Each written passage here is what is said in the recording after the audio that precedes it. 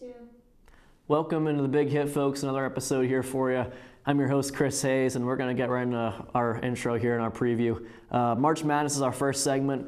Elliot Hicks is going to host this segment, making his hosting debut. I'll be on it too with Jake Taylor as well, talking about the Final Four, which is Kansas, Villanova, Loyola Chicago, and Michigan. Should be a pretty tightly contested Final Four coming up this weekend here. And then we'll jump into the NBA with Darnell Turner, Izzy Muhammad, the usual two guys. Talking about Markelle Fultz's return to action for the Sixers after long last. Sixers fans are rejoicing about that and the fact that they also clinched a playoff berth for the first time in 5 years. Steph Curry's injury, Kyrie Irving's injury. Injuries are kind of dominating the NBA right now. So we'll delve into all that. And then Major League Baseball, the superstar Sean Fritz is back with Jared Brown as well. We'll talk about division previews, NL MVP, AL MVP, Cy Young Awards, and our way too early World Series predictions. We'll jump in all that stuff coming up here on the Big Hit. Stay tuned.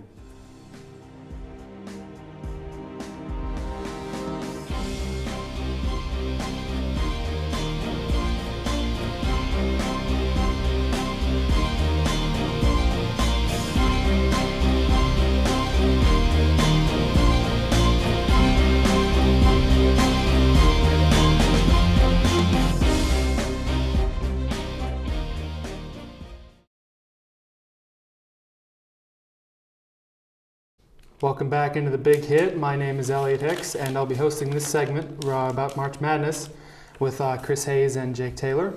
So in the first game, Kansas outlasted Duke, or actually it was the last game of the weekend. Kansas outlasted Duke in the Elite Eight, 85-81. That game went to overtime and sent Kansas into the Final Four. So what are your guys' reactions from the game, and do you like Kansas' chances to win it all? Well, you know, I put about $457 on Kansas to win win the whole thing, so I'm really excited about it. I thought they were going to do it. I didn't think Duke, I don't know, Marvin Bagley really was the only threat. I think they had Grayson Allen. Obviously didn't come up clutch when he needed to. I really like Kansas' performance, especially because Devontae Graham didn't need to put the team on his back in order to get the win. I really like Malik Newman there, who had 9 points in overtime, and he had a great run down the stretch to really keep the momentum with Kansas. And I know there's some complaints with some foul calls there for the refs, and I hear Duke fans complaining, but really what you have to complain about is not making shots when you need to, because Grayson Allen, a little bit unlucky, that buzzer beater could have won, could have been the hero. That would have been a great story to see him his senior year do that. But I think it was Duval, he had a wide open three, and he missed it late in the game, and then Kansas went down, hit a wide open three, tied it up, and they went to overtime for it. It's just plays like that that win you the NCAA tournament. Yeah, this is the best game of the tournament by far, I think, at least so far. I think Kansas, Villanova could be as good of a game, if not better, but Kansas-Duke was a heck of a game, like you said, Jake. That Grayson Allen shot probably should have gone in. Yeah, definitely should. I was watching that's going to go in. It didn't go in. Too bad for Grayson Allen, one of the biggest villains in college basketball history. But Kansas played well. Like you said, Malik Newman had the game of his life. I think he scored 30-some points. And Devontae Graham had a good game too, but like you said, didn't have to do everything, which helped them a lot. I think that showed as they progressed in the tournament that Bill Self's team can do a lot of things that other teams can't with guys besides their superstar. So Duke, good season for them, but unfortunately they couldn't execute. Marvin Bagley didn't have too good of a game, and Kansas exploited that Duke zone pretty well. So good win by Kansas. Yeah, good stuff, guys. And like you said, Chris, Villanova also is moving on to the Final Four. They were able to beat Texas Tech, and they will play Kansas for a chance to go to the national championship game. Who do you see winning this game? And give us some keys. I'll start with you, Jake. Oh, I think I see Villanova winning this game. They're just an all-around team. The definition of teamwork is the Villanova team right over there. Success in the past, and these players are thoroughbred like DiVincenzo. I think this is his fourth or fifth year. He's really been with this team through the ups and downs, and mostly ups because they're experienced, they're good. They've won before. They won 2 years ago. I really think that they're coming to win. They play for each other. They play for the coach. They play for their school. I think that all around they don't have I don't have a superstar like Devontae Graham who can really take over the game, which you see in the NCAA tournament. You kind of need sometimes. You need like a Kemba Walker or something like that to get it done. But I think this Villanova team all around just all five kids on the court can shoot, make baskets when they need to. I really think that's what's going to get the job done for them. I agree. I like Villanova. I like Jay Wright in that squad. Their only big contest was against West Virginia. Mm-hmm. They pulled that out at the end of the game, but it was a close game, and that press really messes people up, like teams like Villanova. But still, they haven't really had much of an issue getting to the point where they're at right now. And like you said, Devontae Graham, great player, but Jalen Brunson for Villanova is just as good, if not better. All-America type player. And they talk about a guy like Malik Newman for Kansas. You can match him with Mikal Bridges. I mean, they're so deep, Villanova. Best coach in the country, in my opinion, in Jay Wright. Bill Self's had a great year too, but I think Jay Wright gets my vote for Coach of the Year. Nova's just so solid on offense and defense. Like you said, DiVincenzo lights it up from three. I think Nova's just too deep, too well coached, and they'll execute very well in this game. They should move on to the final. Yeah, well, whatever happens, I'm pretty sure we all are in agreement that it'll be a really good game. Hopefully, Yeah, I think it will be. so, Yeah. Yeah. So that's the first game, and the other game took number 11 seed Loyola Chicago, keeping their magical run going. They'll take on Michigan, who made it back to the Final Four stage for the first time in 5 years. So will you see Loyola Chicago move on to the national championship game and keep the magic going, or will Michigan send Sister Jean and the Ramblers home? No chance. They have no chance. I mean, I don't care about how good you are. It's just, it doesn't happen statistically, historically speaking here. The lowest seed to be in the championship was an 8. And so, I mean, I don't think an 11 is going to come up here, especially from Missouri Valley. I mean, They made it this far, though. I mean, they did make it this far, but I really don't think the fact that, like, Kansas coming off a win against Duke, you know, and then playing Villanova. So I really think Texas Tech wasn't, I mean, they did make it pretty far. They showed that they were a great team, but not as good as I think Duke was for Kansas to beat to overcome that. So, but Villanova's, like we said, we picked them to move on. So I think even if Loyola does make it to the championship, they're going to get killed. But talk about Michigan. I have a bone to pick with them because that Jordan Poole shot ripped my heart out because I was rooting for Houston all the way. Same, I liked U of H. I liked Rob Gray. I wanted to see them go. And the fact that was his first shot he made all game was that buzzer beater was just remarkable. And I think that they carried it on because they've been getting better and better since that game. They played treacherous that game. So I really think that they're getting good now, and they're just probably going to shoot all over them. Yeah, I think Loyola kind of lucked out the way their bracket went. You know, playing Kansas State in the Elite Eight is not exactly the biggest test, you know. But they did beat Miami. They did beat Tennessee. They're both pretty good teams. But I think Michigan's just kind of a different kind of team right now. Like you said, I wasn't too high on them to start the tournament. They barely beat Bucknell. They almost lost, like you said, to Houston. Last-second miracle shot. It took them to win that game. But I think, like you said, that kind of set them off on this course to get potentially to a national championship game. And I think they have the tools to do. I think Mo Wagner is one of the best players in the country. I think Loyola Chicago has had a magical run so far, but it's going to end on Saturday night when they face Michigan. I think Michigan's battle-tested, one of the best coaches in the country in John Beilein. So I think Michigan gets it done against Loyola.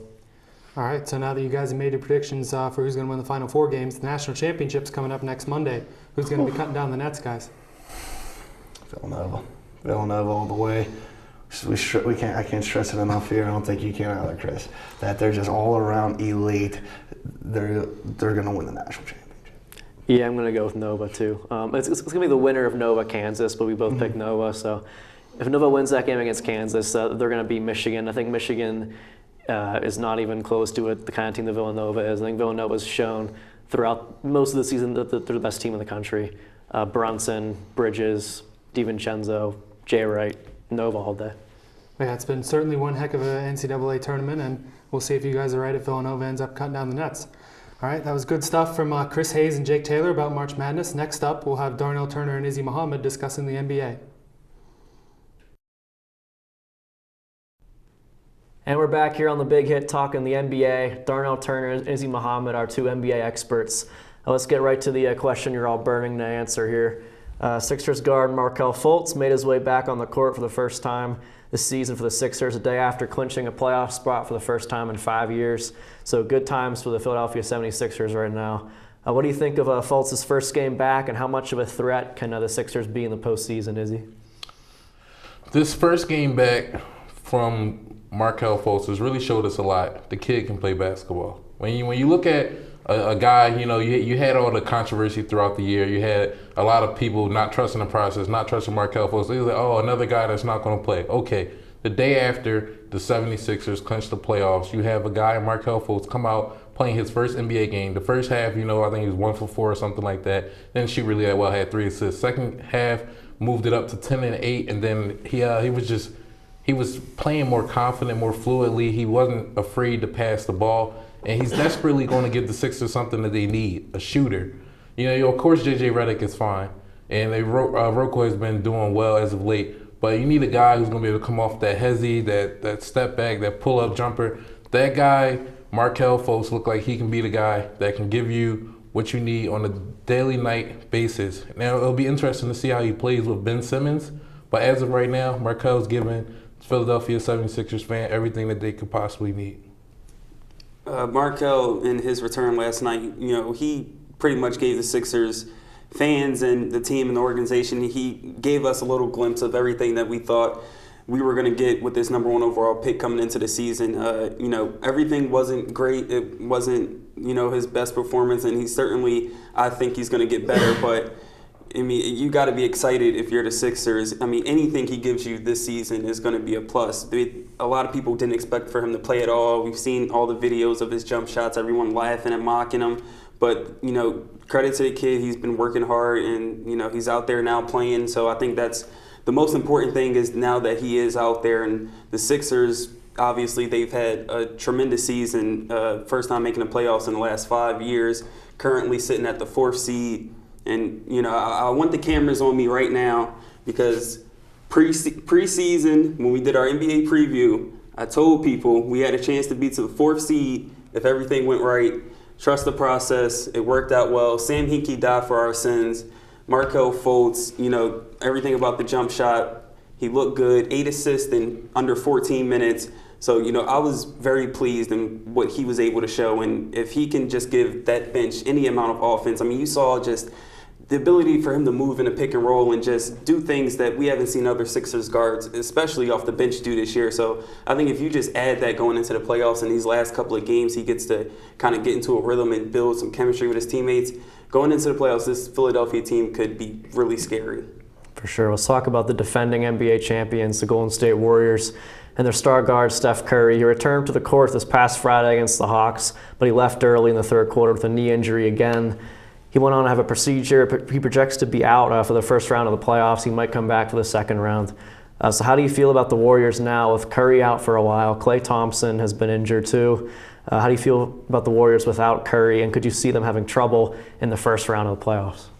In the first round of the playoffs, the Golden State Warriors, they played the Timberwolves, most likely. We'll see. Still a few more games before seeding switches up, but most likely it's going to be the Wolves. And when you look at just the sheer domination that the Warriors have on their roster. When you have a guy and Kevin Durant, you really don't need much else. The first round, that should be a breeze when you have a guy who was the MVP at one point in the league and a guy who's debatably the best player in the league, maybe two, depending on if you like LeBron or not. Now, going into just looking at the Warriors roster, they have 14 people on the roster that shoot above 45%.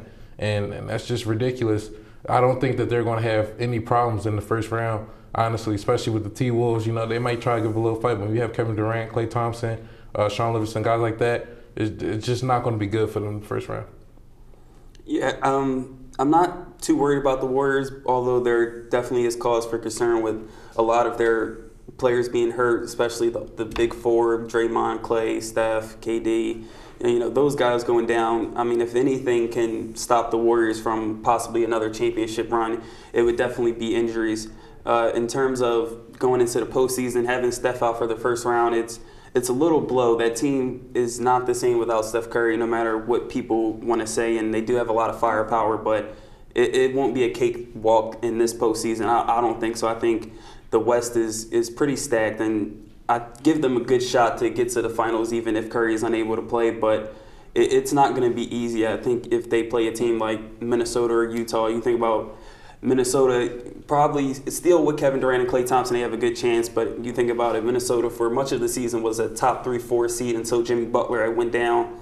He's been talking about getting healthy and being back for the postseason. So now you look at a possible matchup with Minnesota when they're full strength and Karl Anthony Towns and Andrew Wiggins. In a 7-game series, anything can happen with those high flyers and Karl Anthony Towns up and coming star. So it'll be tough. And then Utah, Donovan Mitchell, Rudy Gobert, two guys that can give Golden State fit. So it'll be tough, but I think with Kevin Durant and the rest of the guys, I think that offense and the coaching on that team is too good. I think they should definitely be able to survive the first round, but I think where you would really need Curry is if you run into a team like OKC and Houston. I think if you don't have Curry for those series, it could definitely be really tough, but they have a lot of firepower, so they always have a chance.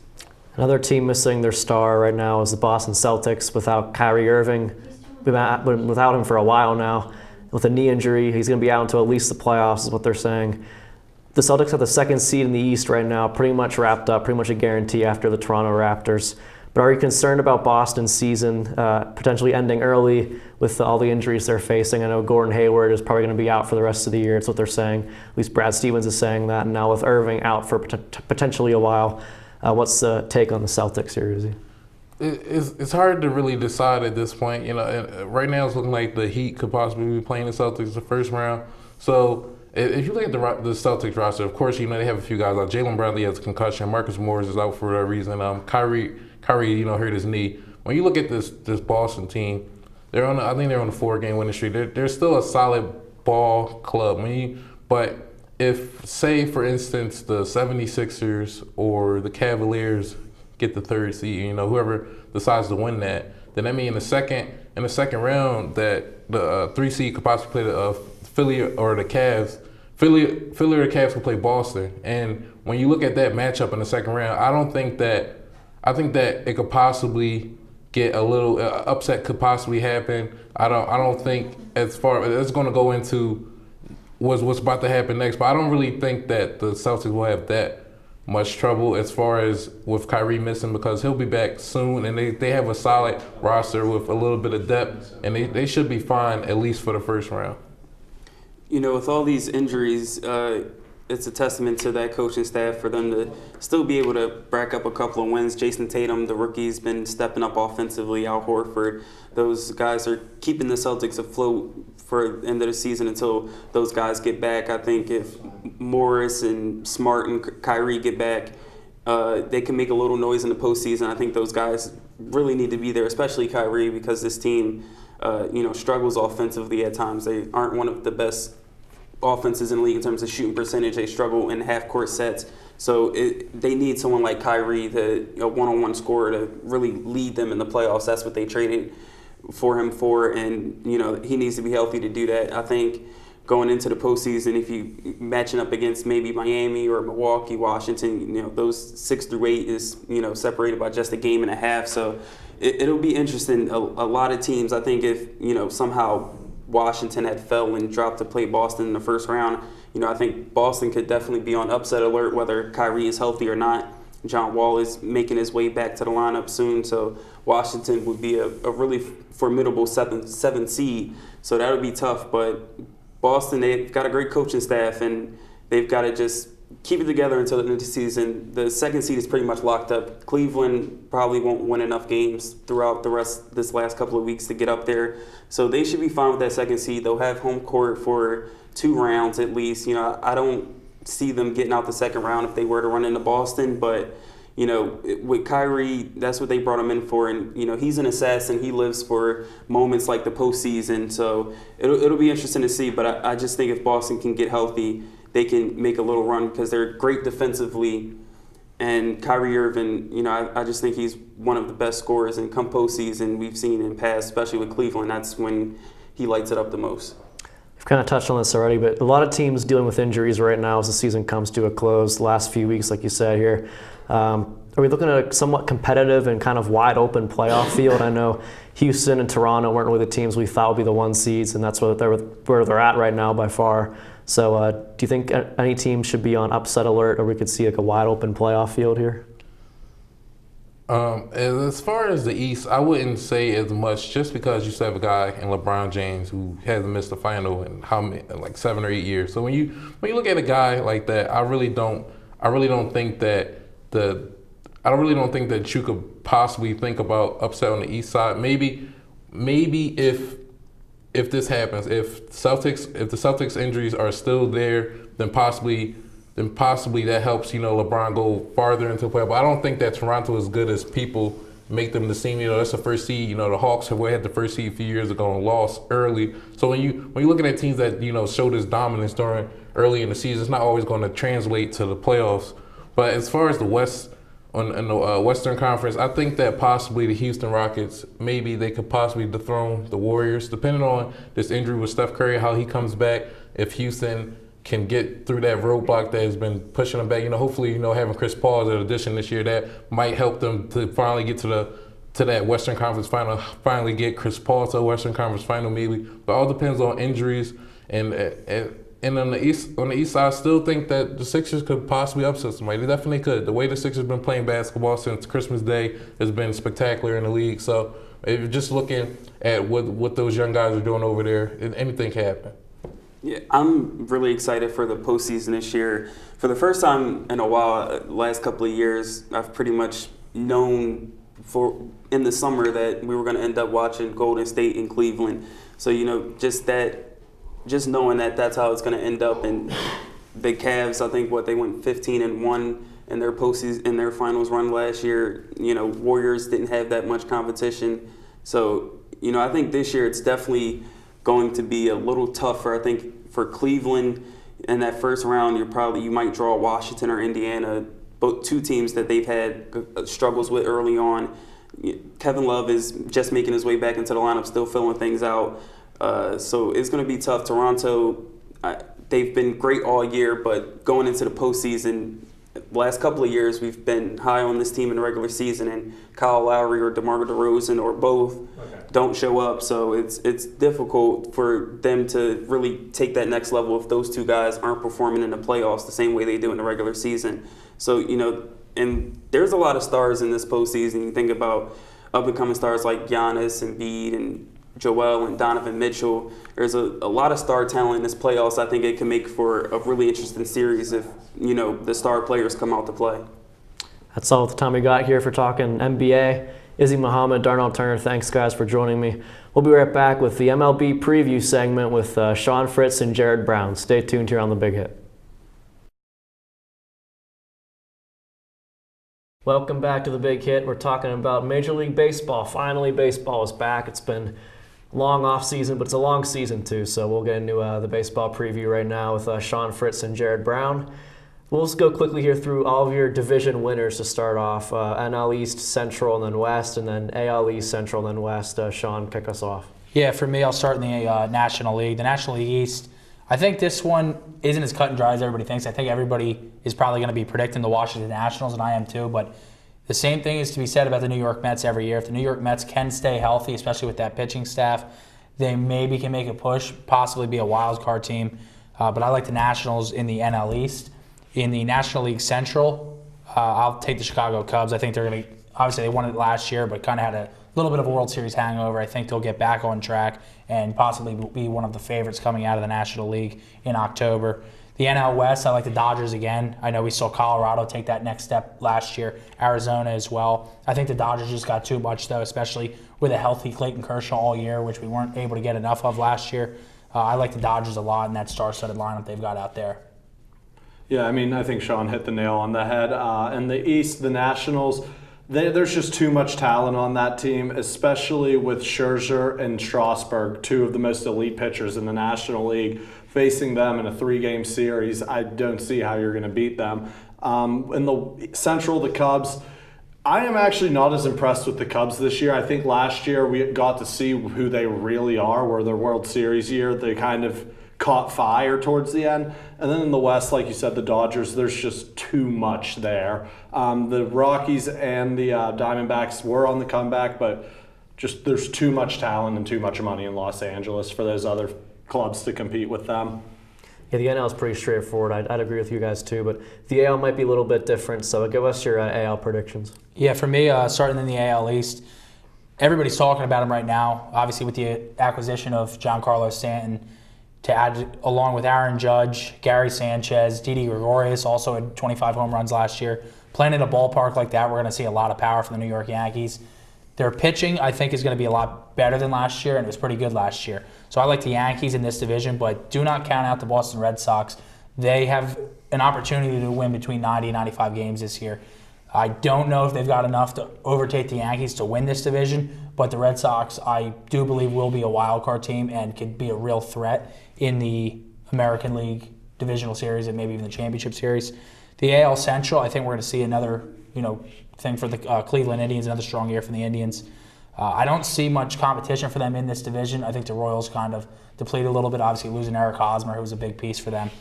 So I like the Tribe in that division. Going to the AL West, obviously everybody's going to talk about them. The reigning World Series champion, Houston Astros. They're back. Their roster, remains virtually similar, if not, exactly the same to what it was last year.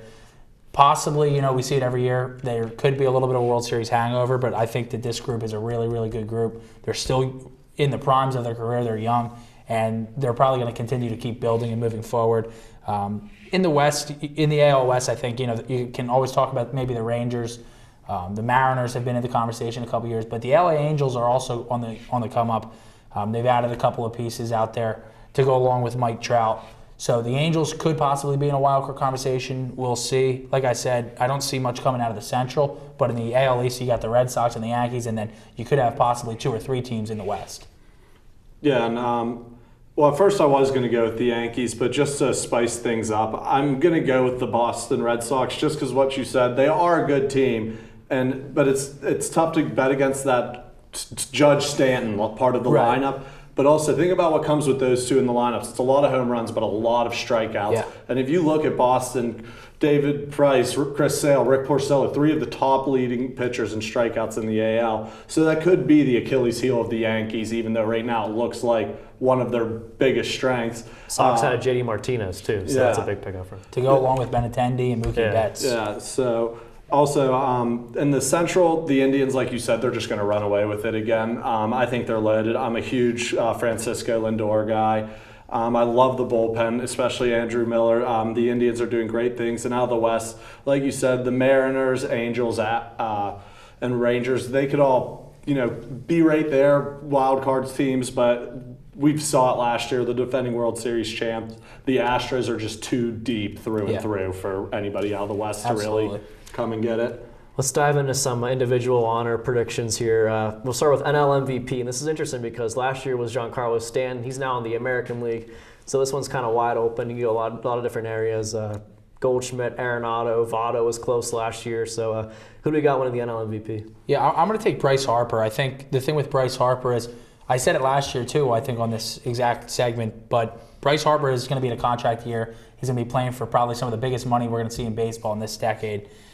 Bryce Harper, I think, will be the MVP this year. I think the Nationals, this is their last shot to really make that push. They have, the ability where they might lose guys like Daniel Murphy in the offseason. Guys like Ryan Zimmerman are not getting any younger.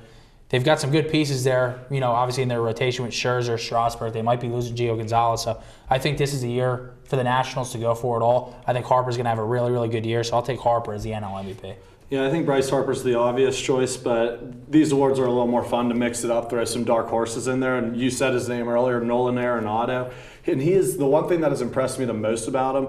His batting average has improved about 15 points a season every year since he's joined the MLB. He started at a .267. He's at a .309 now. And he's averaged 35 home runs since being an All-Star in 2015. 3-time All-Star, 5-time Gold Glover, 3 Silver Sluggers. The man has what it takes to be an All-Star. It's just, can he put that season together, and can all the other guys we see ahead of him, regress a little bit? Right, and that's the thing with Arenado too. You're talking about his ability, to hit for average. I think he's probably the best hitter in the National League. And anytime you can hit the ball the way he hits it, especially with power, and be able to drive in runs, I think he's got to be in the conversation. Yeah, I didn't even mention that. 30 home runs, averaging 30 home runs a year since his All-Star debut, and 130 RBIs every year since then. So he's a beast. Yeah. AL MVP now, this is very interesting because you got Stanton in the AL now. You got Jose Altuve, the defending champion of this award. You have Aaron Judge, who could have won it last year, arguably. Then you have a guy like Mike Trout, who had won it several times but got injured last year. So who do you like in the AL MVP? Yeah, I like Trout. I think I pretty much say it every year, and we kind of talked about it a little bit before the show, but Trout's that kind of guy who you kind of just think is going to be in it every year. I think this is the year he's going to win it. I think there's going to be a lot of good guys, obviously, in the AL that you could nominate for this award. Another guy that you didn't mention was Francisco Lindor. He's the heart and soul of that order in Cleveland. So a lot of good choices in the AL. Altuve obviously had a great year last year, but I'm going to go with Trout. Trout, obviously, he only played 114 games last year. He missed 6 weeks with a wrist injury. So I think with Trout, if he can play that full year, and that's the whole thing with all these guys, is if they can stay healthy, which we've seen Trout stay healthy for most of his career, then we're going to see him put up monster numbers this year. And like I said, it's only going to add to his effect on his team if the Angels are in the money in August, September. And they possibly could be. Yeah, I mean, Mike Trout, Aaron Judge, Giancarlo Stanton, I mean, those are going to be the 3 names we're hearing all year. And I'm happy you brought him up. It is Francisco Lindor. He finished the season batting .273 last year, but you also have to think about the production per position being a middle infielder. Usually guys batting around .250, .260 if they're good. So Francisco Lindor doing .273, 33 home runs and 89 RBIs. That is MVP numbers absolutely from a middle infielder. And also he's playing the most important position on the field, had a great fielding percentage last year. And with Mike Trout kind of being a wild card playoff iffy team, we talk about this in every other sport. You can't be the MVP if you're on a bad team. Francisco Lindor is the best player on arguably the best team in the AL, so I think he is very much overlooked for the AL MVP. We're kind of pressed for time here, so we'll go quickly through these last 3 questions here. We're going to talk Cy Young now. We'll start with the American League. 2 guys come to mind for me, Chris Sale, Corey Kluber. Who do you got for this? Yeah, I'm going to take Sale. I think it's just down to 2 guys in this race in the AL. I think it'll be Sale in the American League. Dark horse, read reports that Chris Archer's forearm injury that's been lingering the past years are coming around. He had 10.7 strikeouts per 9 innings. I like him as a dark horse guy. It's an interesting point. NL Cy Young, Max Scherzer's won this award 2 years in a row, but people love to talk about Clayton Kershaw, so who do you got the NL Cy Young? Yeah, the thing with this is I want to take Scherzer, and I think my mom has said on Scherzer before, but I'm actually going to go with Kershaw.